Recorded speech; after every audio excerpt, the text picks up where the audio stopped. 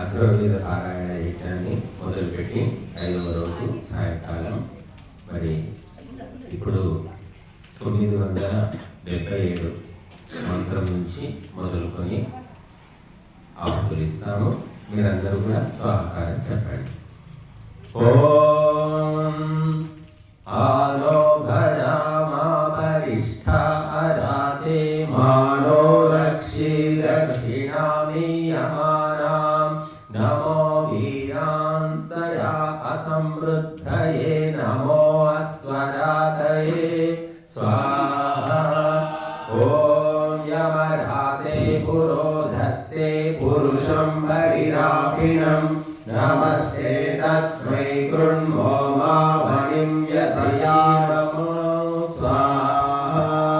ఓం ప్రణో వనిర్దేవ కృతాదివానక్తం చ కల్మకాం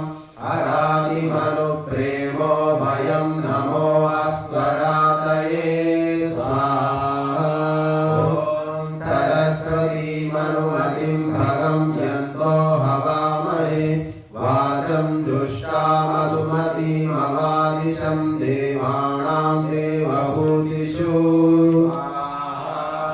ఓం యం యాజామ్యహం వాచా సరస్వత్యా మనోయుజా శ్రద్ధా తమద్య విందతు దత్తా సోమేన బభ్రుణా స్వాహా.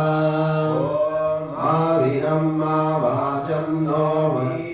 వీస్తిరు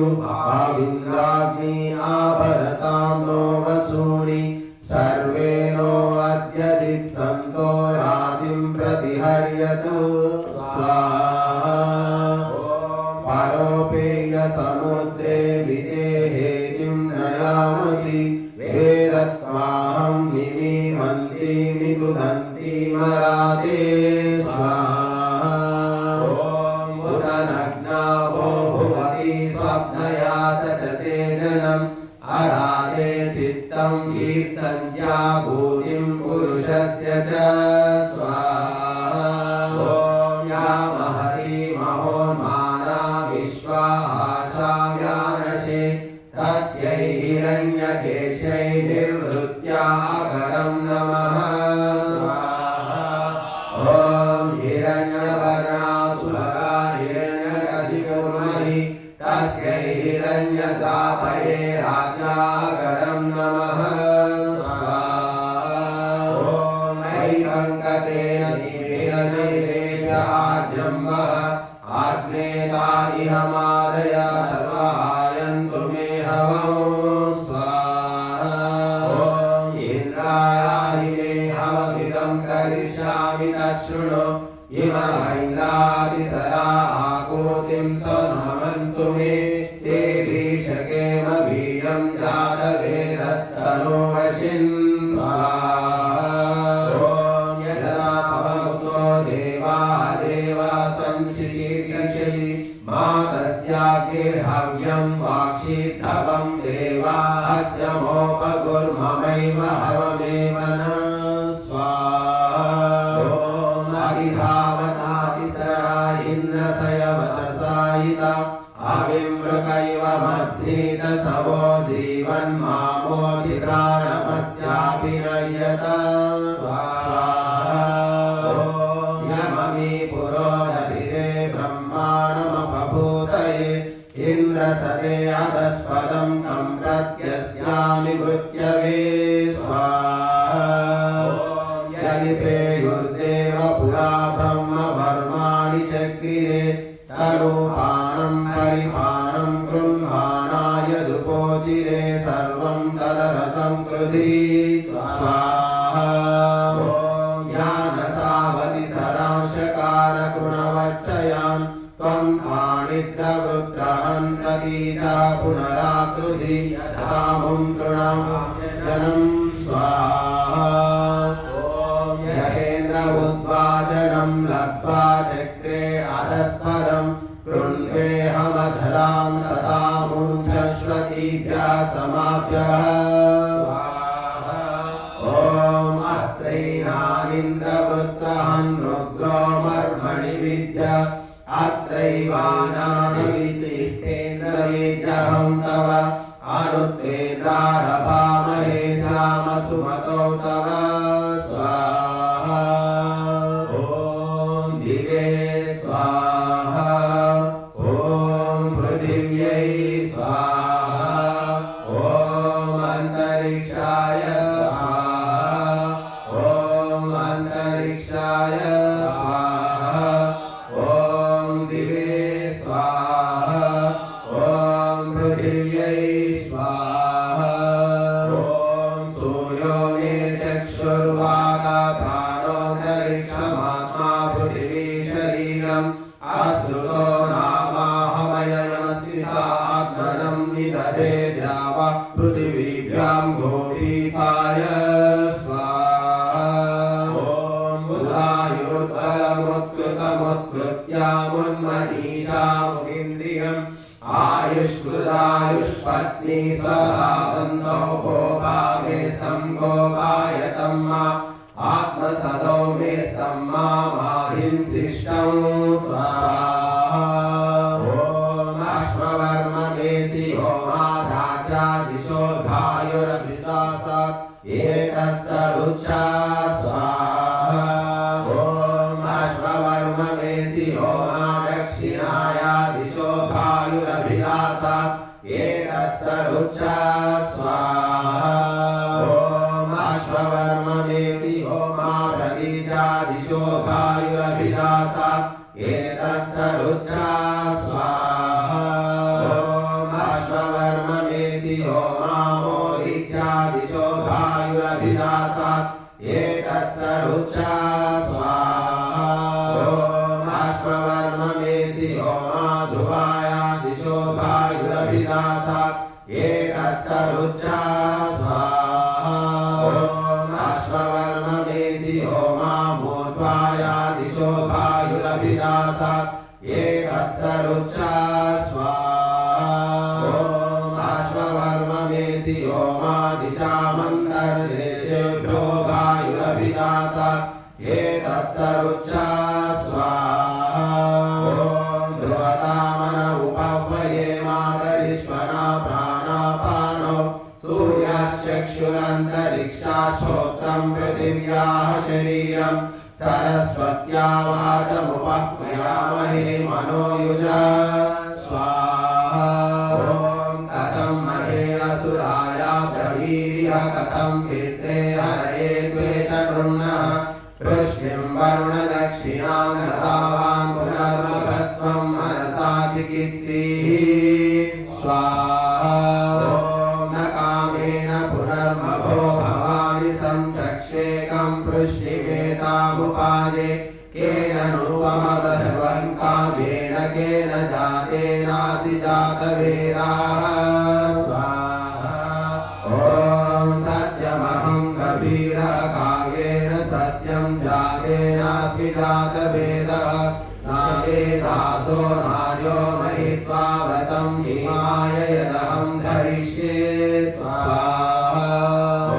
न त्वरन्या कवितरो न मेधया धीरतरो वरुणस्वधावन् त्वन्ता विश्वा भुवनानि वेत्त सचिन्नुत्वज्जनो मायी विपाय स्वाहा ॐ त्वं यङ्गवरुणस्वधावन् विश्वा वेत्त जनिमा सुप्रणीते किं रजसयेनापरो अन्यदस्तेन किं परेणावरममुद स्वाहा ॐ एकं रजसयेनापरो अन्यदस्तेनापर एकेन दुर्नशं चिदर्वा तत्ते विद्वान् वरुण प्रब्रवीण्यतो वचसा प्रणयो भवन्तु नीचैता सौपसर्पन्तु भूमिं स्वाहा ॐ त्वं यङ्गवरुण प्रवीशि पुनर्मघेष्वरत्यानि भूरि मोषुपणीरभ्येतावतो भूम्या त्वावोचन्नराधसं जनासः स्वाहा ॐ मामावोचन्नराधसं जनासा पुनस्ते वृष्टिं जरितर्दधामि स्तोत्रं मे विश्वमाया हि शचीभिरन्तर्विश्वासु मानुषीषु दिक्षु स्वाहा ॐ आते स्तोत्रान्युद्यतानि विश्वासु मानुषीषु दिक्षु देहि मे यन्मे अदत्तो असि युज्यो मे सप्तपदा सखासि स्वाहा समानो बन्धुर्वरुण समाजा वेदां तद्यन्नावेशा समाजा ददामि तद्यत्ते अदत्तो अस्मि युज्यस्ते सप्तपदा सखास्मि स्वाहा देवो देवाय गृणते वयोधा विप्रो विप्राय स्तुवते सुमेधाः आदिजनो हि वरुणस्वधावन्नधर्वाणं पितरं देवबन्धुं तस्मापुराधा गुणैः सुप्रशस्तं सखानो असि परमं च बन्धुः स्वाहा समिद्धो अद्य मनुषो दुरोणे देवो देवान् यजसि जातवेदः आचवामित्रमहश्चिकित्वां त्वं दूता कविरसि प्रचेताः स्वाहा तनो न पात्पतरुतस्य यनाजानान् भक्त्वा समञ्जस्वरया चैव मन्मानिधि विरुदयज्ञं रुन्वन्दे वत्रा च कृण्वहत्वरं नः स्वाहा माधुवानयियो वन्द्यश्चायाभ्यग्ने वसुभिः सजोषाः त्वं देवानामसि यौहवोदासयेनान्यक्षीषितो यजीयाम् ॐ प्राचीनं बहिः प्रदिशा पृथिव्या वस्तोरस्यावृज्यते अग्रे आत्नां युपद्धते वितरं वरीयो देवेभ्यो अधितयेस्योनं स्वाहा यजस्वतीरुर्विया विषयन्तामदिभ्यो न जनया शुम्भमानाः देवी द्वारो बृहतिर्विश्वमिन्वा देवेभ्यो भवत सुप्रायणाः स्वाहा आशुष्वयन्ति यजते उपाके उषासा नक्ता सदतां नियोनौ दिव्ये योषणे बृहति सुरुक्मे अधिश्रियं शुक्रपिशं दधाने स्वाहा दैव्या होतारा प्रथमा सुवाचा विमाना यज्ञं मनुषो यजध्यै प्रचोदयन्ता विददेषु कारो प्राचीनं ज्योति प्रदिशादिशं ता स्वाहा मानो यज्ञं भारती तूयमेद्विना मनुष्वरि अचेतयन्ति तिस्रो देवीर्बर्हिरेदं स्योनं सरस्वती स्वपसा सदं तां स्वाहा या इमे द्यावा पृथिवी जनित्री रूपैरभिशम्भुवनानि विश्वा तमद्य होतारिषितो यजीयां देवं त्वष्टारम्ययक्षि विद्वान् स्वाहा रूपावसृजत्मन्या समञ्जन् देवानां पातरुतधाहमीषि वनस्पति शमिता देवो अग्नि स्वदन्तु हव्यं मधुना घृतेन स्वाहा सद्यो जातो व्यमिमीत यज्ञमग्निर्देवानामभवत्पुरोगाः अस्य होतु प्रशिष्यस्तस्य वाचि स्वाहा कृतं हविरदन्तु देवाः स्वाहा तर्हिमह्यं वरुणो दिवा कविर्वचोभिरुग्रैर्निर्णामिते विषं कालमकातमुदसक्तमग्रभविरे नाभिरेव धन्वनि जजासते विषं स्वाहा यत्ते अपोदकं विषं तत्तयेतस्वग्रभं गृह्णामि ते मध्यममुत्तमं रसमुतभावं धीरसादेशराधु ते स्वाहा ॐ वृषा मे रवो नवसानतन्यतुरग्रेण ते वचसा बाधातु ते अहं तमस्य नुभिरग्रभं रसं तमसैव ज्योतिरुदेतु सूर्यः स्वाहा चक्षुषा ते चक्षुर्हन्विषेण हन्विते विषम् आयर्यस्वमाजीवीः प्रत्यगभ्येतु त्वाविषं स्वाहा कैलातकृष्ण उपकृण्य बभ्रहामे शृणुतासिता हविकाः मामे सख्योस्तामानमभिष्ठारा श्रावयन्तो निविशे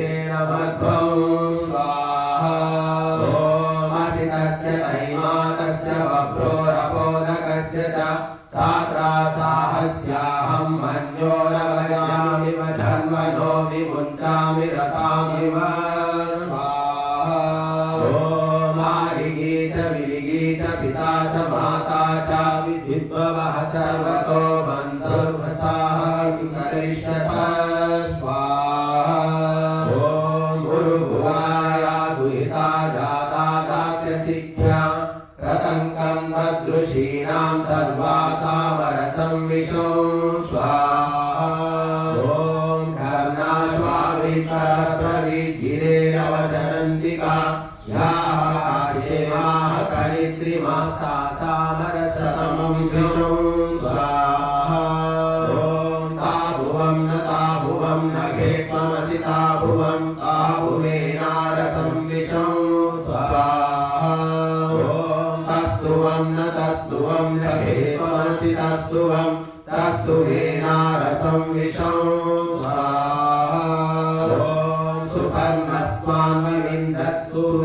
सुपर्णस्त्वान्वविन्दस्सुररस्वाखनन्नसा दिप्सोषधे त्वं दिप्सन्तमवकृत्याकृतं जहि स्वाहा ॐ अवजय्यातु दानानवकृत्याकृतं जहि अधो यो अस्मान् दिप्सति तमुत्वं योद्धोषधे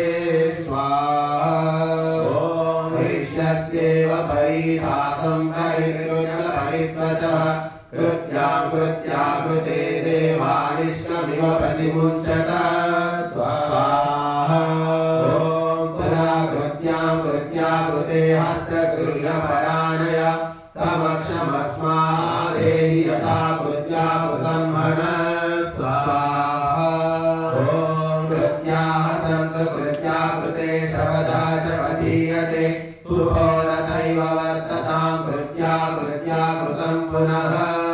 स्वाहा ॐ यदि स्त्री यदि वा पुमान् कृत्यां चकार पाप्मने तामु तस्मै नयामस्यश्वमिवाश्वाभिधान्य स्वाहा ॐ यदि वासि देवकृता यदि वा पुरुषैकृता तां त्वा पुनर्नयामसीन्द्रेण सयुजा वयं स्वाहा ॐ अग्ने पृतनाशार्पृतनाः सहस्व पुरा कृत्यां कृत्याकृते प्रतिहरणेन हरामसि स्वाहा ॐ कृतवर्धनि विद्यतं यश्चकारतमिज्जहि नत्वामचकृषे वयं वधाय संशिशीमहि स्वाहा ॐ पुत्रैव पितरं गच्छस्व दैवाभिष्टितो दश बन्धमिवा वक्त्राणि गच्छ कृत्ये कृत्याकृतं पुनः स्वाहा ॐ बुधेनीव वारयणविस्करं मृगीव कृत्याकर्तारमृच्छतु स्वाहा ॐ ईश्वारुजीया पततु द्यावा पृथिवीतं प्रति सा तं मृगमिव गृह्णातु कृत्याकृतं पुनः स्वाहा अग्निवैतु प्रतिकूलमनुकूलमिवोदकं सुखोरतैव वर्ततां कृत्याकृतं पुनः स्वाहा एका च मे दश च मे पवक्तानवोषधे ऋतजातऋतावरी मधुमे मधुराकरः स्वाहा हे च मे विंशति च मे पवक्तानवोषधे ऋतजातऋतावरी मधुमे मधुराकरः स्वाहा तिस्रश्च मे पवक्तानवोषधे ऋतजातऋतावरी मधुमे मधुराकरः स्वाहा चतस्र मे चत्वारिंशश्च मे पवक्तानवोषधे ऋतजातऋतावरी मधुमे मधुराकरः स्वाहा पञ्चमे पञ्चाशश्च मे पवक्तानवोषधे ऋतजातऋतावरी मधुमे मधुराकरः स्वाहा षट्च मे षष्टिश्च मे पवक्तानवोषधे ऋतजातऋतावरी मधुमे मधुराकरः स्वाहा सप्त च मे सप्ततिश्च मे पवक्तानवोषधे ऋतजातऋतावरी मधुमे मधुराकरः स्वाहा अष्ट च मे शीतिश्च मे पवक्तानवोषधे ऋतजातऋतावरी मधुमे मधुलाकरः स्वाहा नवचमे नवतिश्च मे पवक्तारवोषधे ऋतजात ऋतावरि मधुमे मधुलाकरः स्वाहा दशचमे शतञ्च मे पवक्तारवोषधे ऋतजात ऋतावरि मधुमे मधुलाकरः स्वाहा शतञ्च मे सहस्रं चावक्तारवोषधे ऋतजात ऋतावरि मधुमे मधुलाकरः स्वाहा यद्येकवृषोऽसि सुजारसोऽसि स्वाहा यदि द्विवृषोऽसि सुजारसोऽसि स्वाहा यदि त्रिवृषोऽसि सुजारसोऽसि स्वाहा यदि चतुर्वृषोऽसि सुजारसोऽसि स्वाहा यदि पञ्चवृषोऽसि सुजारसोऽसि ॐ यदि षड्वृषोऽसि सुजारसोऽसि स्वाहा यदि सप्तवृषोऽसि सुजारसोऽसि स्वाहा यद्यष्टवृषोऽसि सुजारसोऽसि स्वाहा यदि नववृषोऽसि सुजारसोऽसि स्वाहा यदि दशवृषोऽसि सुजारसोऽसि स्वाहा यद्येकादशोऽसि सोपोनकोऽसि स्वाहा देवनं प्रथमा ब्रह्मगिरिशे कुमारः सलिलो मातरिष्वा वीरुहारास्तपौग्रं मयो भूरापो देवीः प्रथमा विकृतस्य स्वाहा सोमो राजा प्रथमो ब्रह्मजायां पुनः कायच्चदः प्रणीयमानः अन्तर्हिता वरुणो मित्रासीरग्निर्होता हस्तगौर्यनिनाय स्वाहा हस्तेनैव ग्राह्य आधिरस्य ब्रह्मजायेति चेदवोचत् नधूराय प्रहेयातस्तयेषा तथा राष्ट्रं कुपितं क्षत्रियस्य स्वाहा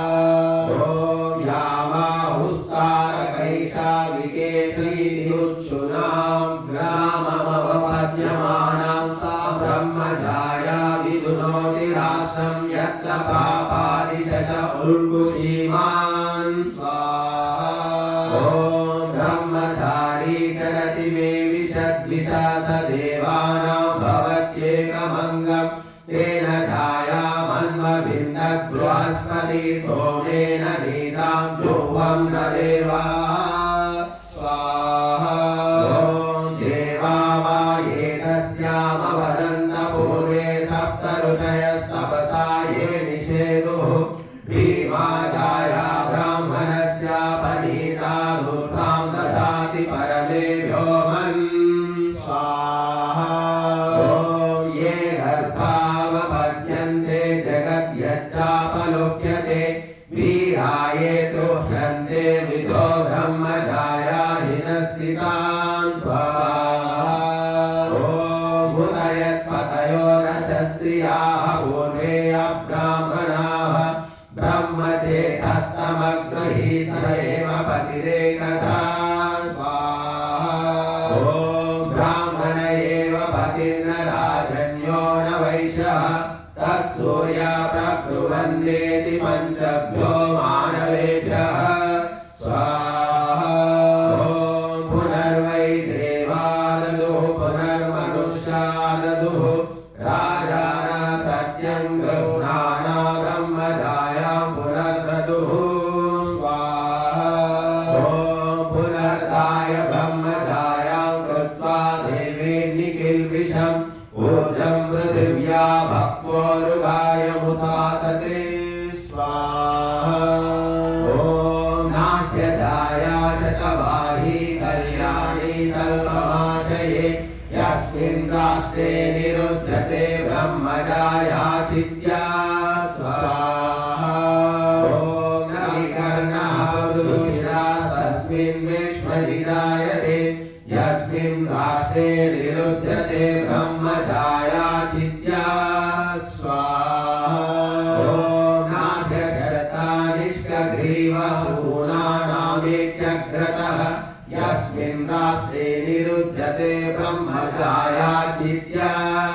स्वाहा नास्य श्वेता कृष्णकर्णो दुर्युक्तो महीयते यस्मिन् राष्ट्रे निरुध्यते ब्रह्मजाया चिद्या स्वाहा नास्य क्षेत्रे पुष्करिणीनां जायते विषं यस्मिन् राष्ट्रे निरुध्यते ब्रह्मजाया चिद्या स्वाहा नास्मै वृष्णिं निदुहन्ति ये स्यादोऽहमुपासते यस्मिन् राष्ट्रे निरुध्यते ब्रह्मजाया चिद्या स्वाहा नास्य धेनो कल्याणीनामड्वांसहते धुरं द्विजानिर्यत्य ब्राह्मणो रात्रिं वसति पापया स्वाहा नैतां ते देवा अदतुस्तुभ्यं नृपते अत्तवे मा ब्राह्मणस्य राजन्यतां जिघत्सो अनाज्ञां स्वाहा ॐ अक्षदुर्गो राजन्यपापात्मपराजितः स ब्राह्मणस्य कामाद्यादध्य जीवानि माश्वः स्वाहा ॐ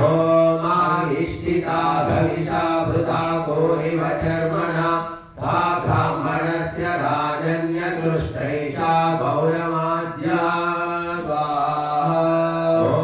निर्वैक्षत्रं नयति हन्ति वर्चो गिरिवारब्धो विधुनोति सर्वं यो ब्राह्मणं मन्यते अन्नमेव स विषस्य पिबति तैमातस्य स्वाहा ॐ यायेनं हन्ति मृदुं मन्यमानो देवपेयोर्धनकामो न चित्ता संतस्येन्द्रो हृदयेऽग्निमिन्धुभे येनं विष्टो नभसि चरन्तं स्वाहा ॐ न ब्राह्मणो हिंसितव्योऽग्निपयतनोरिव सोमो ह्यस्य दायाद इन्द्रो अस्याभिषस्तिपाः स्वाहा ॐ शतमहामि यरतिनां न शक्नोति निरीक्षितन् अन्नं यो ब्रह्मणां मल्वस्वाग्नीति मन्यते स्वाहा ॐ जिह्वाजा भवति कुल्मलं वां नाडीकादन्तास्तपसाभिलिप्ताः तेभिर्ब्रह्मा इत्यति एव प्रियोन् हृत्फलैर्धनुर्भिर्देवदूतैः स्वाहा ॐ तीक्ष्णे शवे ब्राह्मणारेति मन्तो यामस्यन्ति शरव्यां न सा वृषा असुहाय तपसा मञ्जुना चोतदूरादवभिन्दन्त्येनं स्वाहा ॐ ये सहस्रमराजन्नासन्दशशताहुत ते ब्राह्मणस्य गां जग्वा वैरहव्याः पराभवन् स्वाहा ॐ गौरेवतान् हन्यमाना वैतहव्यामवातिरत् ये केसरब्रह्मसन्धायाश्च नमाजामपेक्षीरन् स्वाहा ॐ ये रजतं राजनताया भोगिर्यधूनुता रजां हिंसित्वा ब्राह्मणीमसम्भव्यं पराभवन् स्वाहा ॐ देवप्रियोश्चरति मध्येषु करकीर्णो भवत्यस्ति भूयां यो ब्राह्मणं देवबन्धुं हिनस्ति न स पितृयाणमप्येति लोकं स्वाहा ॐ अग्निर्वैरः परवाय सोमो दायादमुच्यते अन्ताभिषस्तेन्द्रस्तथा तद्वेधसो विदुः स्वाहा ॐ इषुरिव निग्धा नृपते मृदा गोरिव गोपते सा ब्राह्मणस्येषुर्घोरातया विद्यति पीयतः स्वाहा ॐ अतिमात्रमवर्धन्ता नो दिवमस्पृशन्ति स्पृशन् भृगुं हिंसित्वा सञ्जया वैराव्याः पराभवन् स्वाहा ॐ ये बृहत्सामानमङ्गिरसमापयन् ब्राह्मणं जनाः पेतस्तेषामुभयादमविस्तोकान्यावय स्वाहा ॐ ये ब्राह्मणं प्रत्यष्टीवन्येवास्मिन् शुल्कमीशिरे अस्यस्ते मध्ये कुल्यायाः केशान् खादन्त आसते स्वाहा ॐ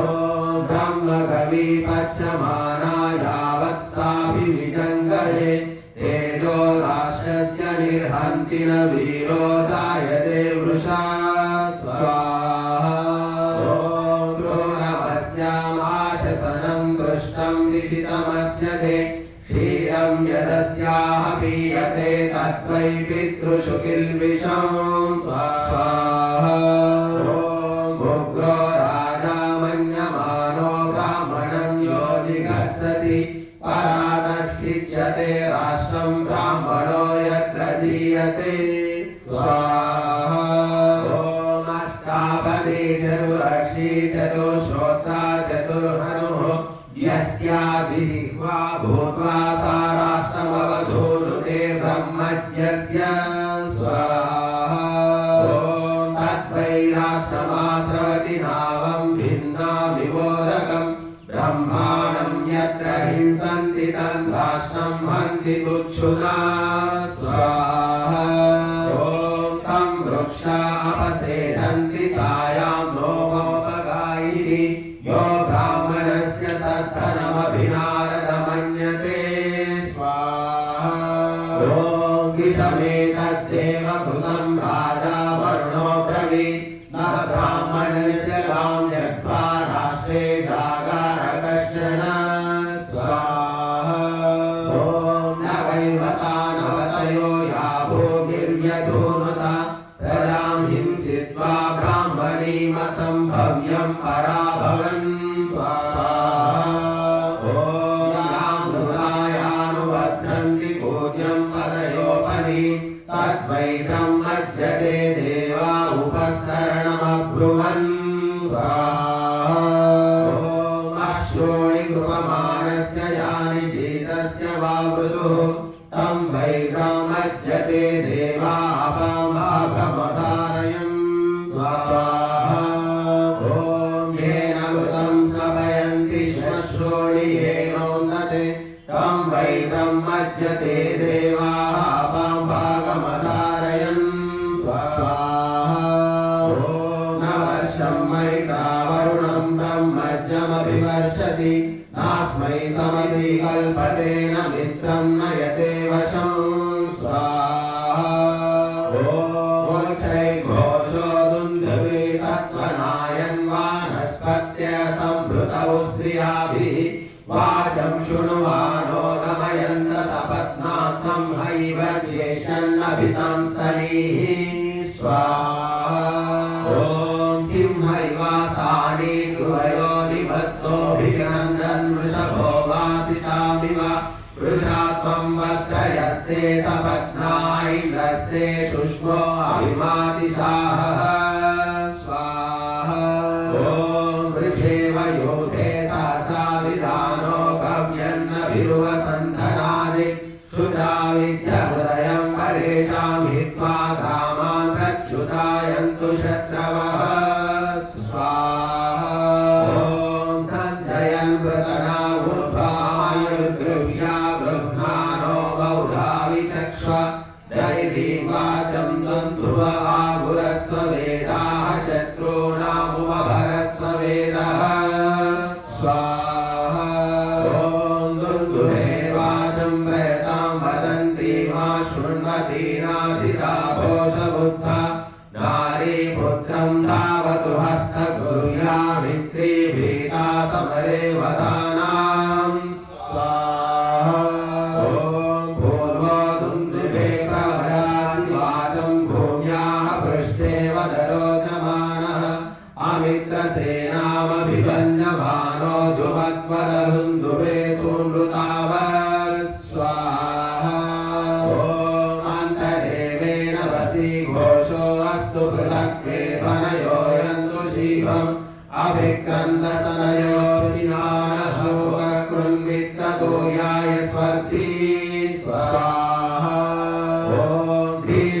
अमृता प्रवदाति वाचमुद्धर्षय सत्त्वनामायुधानि इन्द्रमेधी सत्त्वनो निर्भयस्व मित्रैरमित्रावहिर्गणीः स्वाहा ॐ सङ्क्रन्दनप्रवदो भृष्णसेन प्रवेदकृद्बहुधा ग्रामघोषी श्रेयो वन्यानो वयुनानि विद्वान् कीर्तिं बहुभ्यो विहरद्विराजे स्वाहा ॐ श्रेयकेतो वसुजिः सहीयांसं ग्रामजिः संश्रितो ब्रह्मणासि अंशोरिवग्रावादिशनवे अद्रिद्रव्यन्दन्तु वेदिरुच्यवेदः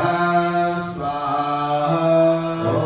शत्रुशान्निषाढभिमातिशाहो गवेषण सामान उद्भिद वाग्वेव मन्त्रं प्रभरस्व वाचं सङ्ग्रामजित्यायेषमुद्वरेह स्वाहा ॐ अच्युतच्युत समदो गविष्टो मृदो देता पुरयेतायोभ्यः इन्द्रेण गुप्तो विदधा निचिक्यद्रुतो द्योतनो द्विशतां याहि शिवं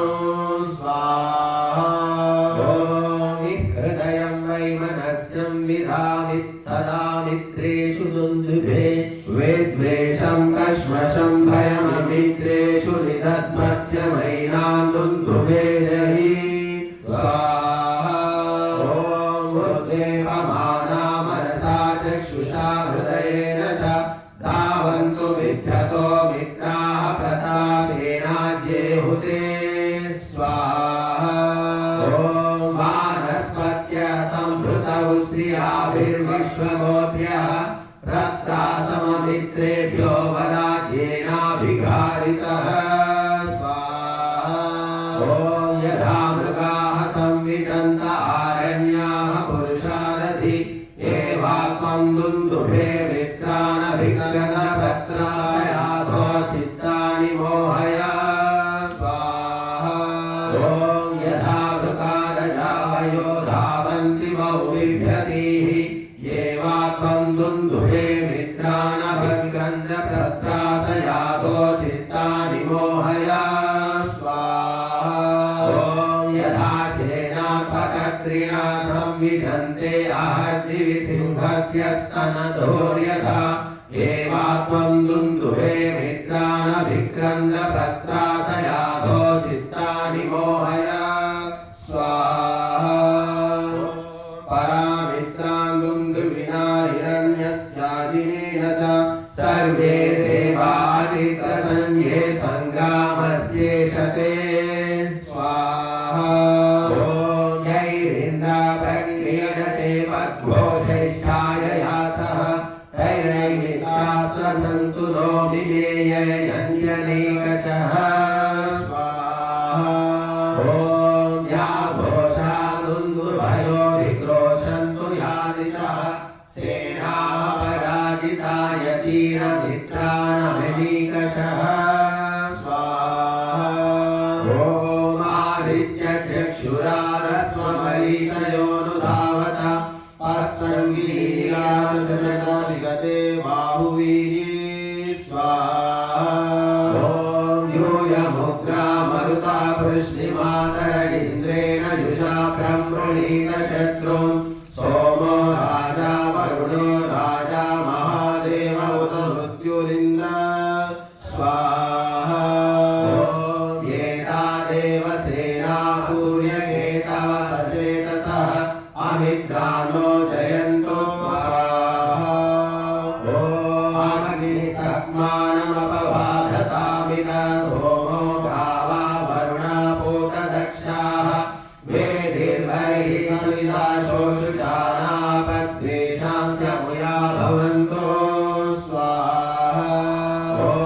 अयं यो विश्वान् हरितान् कृणोष्यक्षो जयन्नग्निरिवाभिधुन्वन् अधायितात्मन्नरसो हि भूयादान्यगतान्मपरैः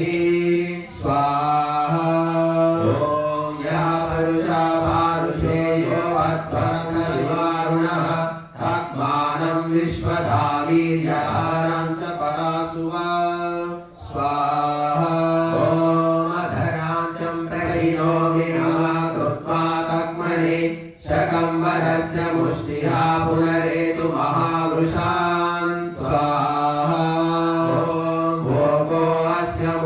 बृहन्तवोको अस्य महावृषाः यावज्जातस्मकं तावानसि बलिकेषु व्योचरः स्वाहा ॐ ताक्मन्यालविगतव्यङ्गभूर्यावय दासीमिष्टक्वरीमिच्छतां वज्रेण समर्पय स्वाहा ॐ ताक्मन्मोजवतो गच्छ बल्हिकान् वा परस्तरां शूद्रामिच्च प्रपर्यं तां ताक्मन्वीव धनुः स्वाहा ॐ महावृषान्मोजवतो वद्धिवर्येण प्रैतानि ताक्मणि भ्रूमो अन्यक्षेत्राणि वायिमा स्वाहा ॐ अन्यक्षेत्रनरमसे वशी संवृणयासिनः अबोधुप्रातस्मासमिष्यति बल्हिकान् स्वाहा ॐ यत्त्वं शीतोधोरुरासकाशवेपयः भीमासे तक्मन्येतयस्ता भीष्मपरिवृन्दिनः स्वाहा ॐ आस्मैतान् सभीन् कुरुतां बलासंकासमुद्युगम् मास्मातोर्वादैः पुनस्तत्त्वा तक्मन्नुपब्रुवे स्वाहा ॐ तक्मन् भ्रात्रा बलासेन स्वस्रातासिकया सह पाप्मा भ्रातृव्येन स गच्छाम मरणं जनं स्वाहा ॐ तृतीयकं वितृतीयं सदन्त्रिमुदशारदं तक्मानं शीतं क्रूरं ग्रैष्वं नाशवाचिकं स्वाहा ॐ गन्धारिभ्यो मोचवद्भ्यो गेभ्यो मगधेभ्यः रैषञ्जनमिव सेवति तक्मानं परिदद्मसि स्वाहा ॐ गोते मे जावा पृथिवी भूता देवी सरस्वती ओतौ महीन्द्रश्चाग्निश्च निमिञ्जं भयतामिति स्वाहा ॐ अस्येन्द्रकुमारस्य कृमिं गणपते जहि हता विश्वाराधय उग्रेण वचसा मम स्वाहा ॐ यो अक्षो परिसर्पति यो नासे परिसर्पति दतां यो मध्यं गच्छति तं कृमिञ्जं भयामसि स्वाहा ॐ सरूपौ विरूपौ कृष्णौ गौरोहितौ द्वौ बभ्रुश्च बभ्रुकर्णश्च गृध्राकोकश्च ते हताः स्वाहा ॐ ये कृमयाशितिकक्षो ये कृष्णाशितिभावः ये ते च विश्वरूपासां कृमीञ्जं भयामसि स्वाहा ॐ उत्पुरस्तासूययेति विश्वदृष्टो अदृष्टः दृष्टांच घ्नन्न दृष्टांच सर्वांच प्रमृणन् कृमीन् स्वाहा ॐ देवाशासकशकसाः ये जत्काः क्षिपविद्युकाः दृष्टश्च हन्यतां कृमिरुता दृष्टश्च हन्यतां स्वाहा ॐ हतो ये वाच कृमीणां हतो नरनिमोत सर्वाणि मश्मशाकरं दृषदा खल्वा इव स्वाहा ॐ कृषीशानं त्रिककुलं कृमिं सारङ्गमर्जुनं शृणाम्यस्य पृष्ठीरपि पृष्ठामि यच्छिरः स्वाहा ॐ अत्रिवद्वक्रियो हन्मिकन्ववज्जमदग्निवत् अगस्तस्य ब्रह्मणा सम्पिनश्म्यहं कृमीन् स्वाहा ॐ हतो राजा कृमीणामुतैषां सपतिर्हतः हतो हतमाता कृमिर्हत भ्राता हतस्वसा स्वाहा ॐ हतासो अस्य वेशसो हतासः परिवेशसः अथो ये क्षुल्लका इव सर्वे ते कृमयो हताः स्वाहा ॐ सर्वेषां च कृमीणां सर्वासां च कृमीणां विनद्यश्मना शिरोदहाम्यग्निना मुखं स्वाहा ॐ सविता प्रसवानामधिपति भवतु अस्मिन् ब्रह्मण्यस्मिन् कर्मण्यस्यां पुरोधायामस्यां प्रतिष्ठायामस्यां चित्त शिष्यस्यां देवहूत्यां स्वाहा ॐ अग्निर्वनस्पतीनामधिपतये समावतो अस्मिन् ब्रह्मण्यस्मिन् कर्मण्यस्यां पुरोधायामस्यां प्रतिष्ठायामस्यां चित्यामस्यामाकूत्यास्याम शिष्यस्यां देवहूत्यां स्वाहा ॐ या वा पृथिवी धातॄणामधिपत्नी देवावताम् अस्मिन् ब्रह्मण्यस्मिन् कर्मण्यस्यां पुरोधायामस्यां प्रतिष्ठायामस्यां चित्यामस्यामाकूत्यामस्यामाशिष्यस्यां देवहूत्यां स्वाहा ॐ वरुणोपामधिपति समावतो अस्मिन् ब्रह्मण्यस्मिन् कर्मण्यस्यां पुरोधायामस्यां प्रतिष्ठायामस्यां चित्यामस्यामाकूत्यामस्यामाशिष्यस्यां देवहूत्यां स्वाहा ॐ मैत्रावरुणो वृष्ट्याधिपतितो मावताम् अस्मिन् ब्रह्मण्यस्मिन् कर्मण्यस्यां पुरोधायामस्यां प्रतिष्ठायामस्यां चित्यामस्यामाकूत्यामस्यामाशिष्यस्यां देवहूत्याम् ॐ मरुदापर्वतानामधिपतये सेमावन्तु अस्मिन् ब्रह्मण्यस्मिन् कर्मण्यस्यां पुरोधायामस्यां प्रतिष्ठायामस्यां चित्यामस्यामाकूत्यामस्यामाशिष्यस्यां देवहूत्यां स्वाहा ॐ सोमो वीरुधामधिपति समावतो अस्मिन् ब्रह्मण्यस्मिन् कर्मण्यस्यां पुरोधायामस्यां प्रतिष्ठायामस्यां चित्यामस्यामाकूत्यामस्यामाशिष्यस्यां देवहूत्यां स्वाहा ॐ वायुरन्तरिक्षस्याधिपति समावतो अस्मिन् ब्रह्मण्यस्मिन् कर्मण्यस्यां पुरोधायामस्यां प्रतिष्ठायामस्यां चित्यामस्यामाकूत्यामस्यामाशिष्यस्यां देवहूत्यां स्वाहा ॐ सूर्यश्चक्षुषामधिपति समावतो अस्मिन् ब्रह्मण्यस्मिन् कर्मण्यस्यां पुरोधायामस्यां प्रतिष्ठायामस्यां चित्यामस्यामाकूत्यामस्यामाशिष्यस्यां देवहूत्यां स्वाहा ॐ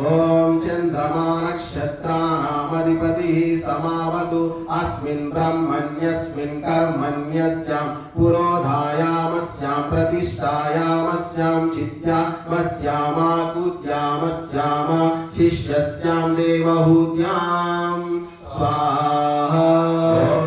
इन्द्रो दिवोऽधिपति समावतो अस्मिन् ब्रह्मण्यस्मिन् कर्मण्यस्यां पुरोधायामस्यां प्रतिष्ठायामस्यां चित्यामस्यामाकूत्यामस्यामाशिष्यस्यां देवहूत्यां स्वाहा ॐ मरुतां पिता पशूनामधिपतिः समावतु अस्मिन् ब्रह्मण्यस्मिन् कर्मण्यस्यां पुरोधायामस्यां प्रतिष्ठायामस्यां चित्यामस्यामाकूत्यामस्यामाशिष्यस्यां देवहूत्यां स्वाहा ॐ मृत्युप्रजानामधिपतिः समावतु अस्मिन् ब्रह्मण्यस्मिन् कर्मण्यस्यां पुरोधायामस्यां प्रतिष्ठायामस्यां चित्यामस्यामाकूत्यामस्यामाशिष्यस्यां देवहूत्यां स्वाहा ॐ यमः पितॄणामधिपतिः समावतु अस्मिन् ब्रह्मण्यस्मिन् कर्मण्यस्यां पुरोधायामस्यां प्रतिष्ठायामस्यां चित्यामस्यामाकूत्यामस्यामाशिष्यस्यां देवहूत्यां ॐ पितरः परे देमावन्तो अस्मिन् ब्रह्मण्यस्मिन् कर्मण्यस्यां पुरोधायामस्यां प्रतिष्ठायामस्यां चित्यामस्यामाकूत्यामस्यामाशिष्यस्यां देवहूत्यां स्वाहा ॐ तथा अपरे देमावन्तो अस्मिन् ब्रह्मण्यस्मिन् कर्मण्यस्यां पुरोधायामस्यां प्रतिष्ठायामस्यां चित्यामस्यामाकूत्यामस्यामाशिष्यस्यां पूज्यामस्यामाशिष्यस्यां देवहूत्यां स्वाहा। ॐ ततस्तथा महासेमावन्तो अस्मिन् ब्रह्मण्यस्मिन् कर्मण्यस्यां पुरोधायामस्यां प्रतिष्ठायामस्यां चित्यामस्यामापूज्यामस्यामाशिष्यस्यां देवहूत्यां स्वाहा। ॐ सुतामया वरदा वेदमाता प्रचोदयन्तां भावमानी द्विजानाम् आयो प्राणं प्रजां पशुं कीर्तिं द्रविणं ब्रह्मवर्चसं मह्यं दत्त्वा व्रजत ब्रह्मलोकं स्वाहा।